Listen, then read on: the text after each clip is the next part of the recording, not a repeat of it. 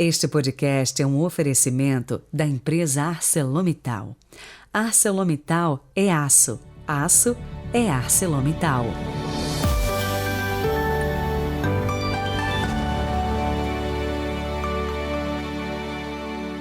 Olá, bom dia! Chegamos ao último dia do mês, quinta-feira, 30 de junho de 2022. Agradecemos ao nosso Deus por mais este mês que passou, as graças recebidas, a fortaleza que Ele nos deu nos momentos de provação, enfim, tudo o que vivemos neste tempo. Rezemos.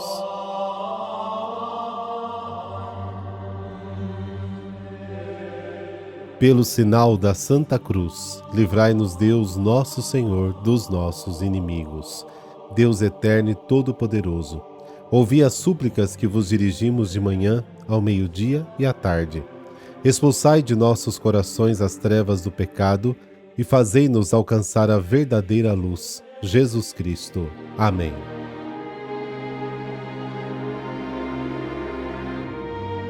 Mateus capítulo 9, versículos de 1 a 8. O Senhor esteja convosco, Ele está no meio de nós. Proclamação do Evangelho de Jesus Cristo segundo Mateus. Glória a vós, Senhor. Naquele tempo, entrando em um barco, Jesus atravessou para a outra margem do lago e foi para sua cidade. Apresentaram-lhe então um paralítico deitado numa cama.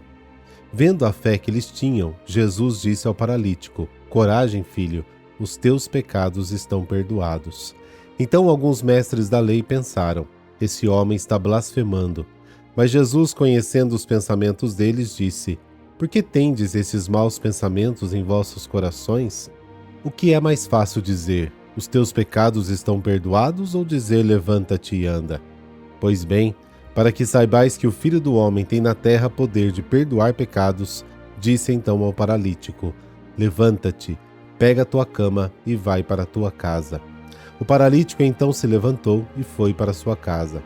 Vendo isso, a multidão ficou com medo e glorificou a Deus por ter dado tal poder aos homens. Palavra da salvação, glória a vós, Senhor.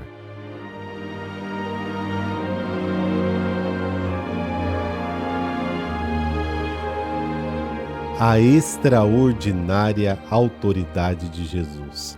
A palavra poderosa de Jesus atinge o mal na raiz. No caso do paralítico, o pecado que atinge o homem em sua liberdade e o bloqueia em sua força vital. Teus pecados estão perdoados. Levanta-te, toma tua cama e vai para a tua casa.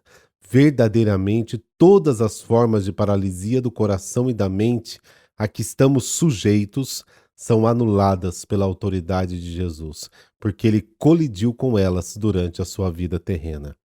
Após a tempestade e uma visita ao país dos Gadarenos, Jesus retorna a Cafarnaum, sua cidade. Enquanto ele volta para lá, acontece o encontro com o paralítico. A cura não se dá em uma casa, mas ao longo do caminho. Assim, pela estrada que leva a Cafarnaum, trazem-lhe um paralítico. E Jesus se dirige a ele chamando de filho, um gesto de atenção que logo se traduz em um gesto salvífico. Seus pecados estão perdoados. O perdão dos pecados que Jesus pronuncia por Deus sobre o paralítico sugere a ligação entre doença, culpa, pecado. É a primeira vez que o evangelista atribui explicitamente esse poder divino particular a Jesus. Para os judeus, a enfermidade de um homem era considerado um castigo por quaisquer pecados cometidos.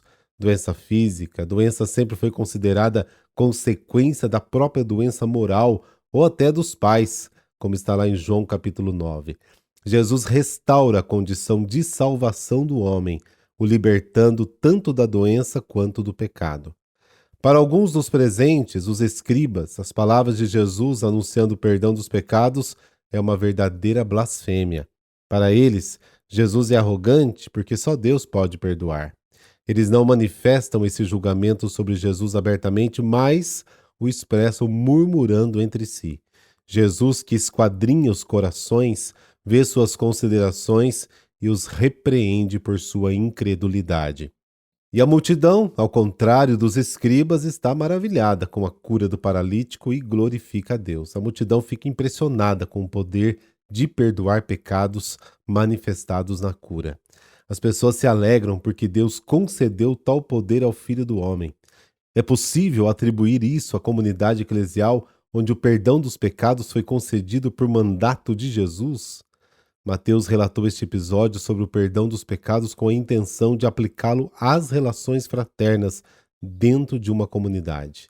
Nela já existia a prática de perdoar pecados por delegação de Jesus, uma prática não compartilhada pela sinagoga, por exemplo.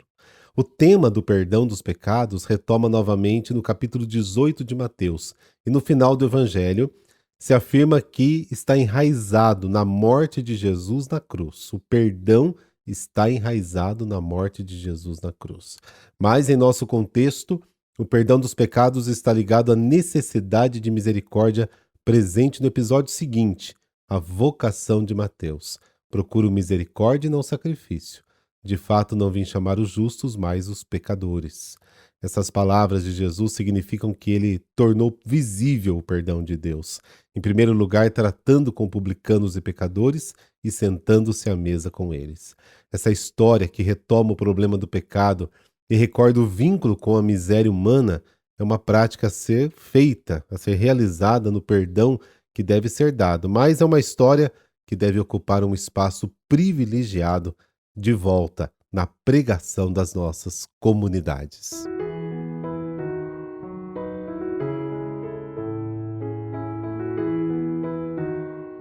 Hoje a igreja celebra os primeiros mártires de Roma. Isso lá no ano 64, um pavoroso incêndio reduziu Roma a cinzas. O imperador Nero, considerado imortal e louco por alguns historiadores, se viu acusado de ter sido o causador do fogo. Para defender-se, acusou, claro, os cristãos, fazendo brotar um ódio dos pagãos contra os seguidores de Cristo. Nero ordenou o massacre de todos eles.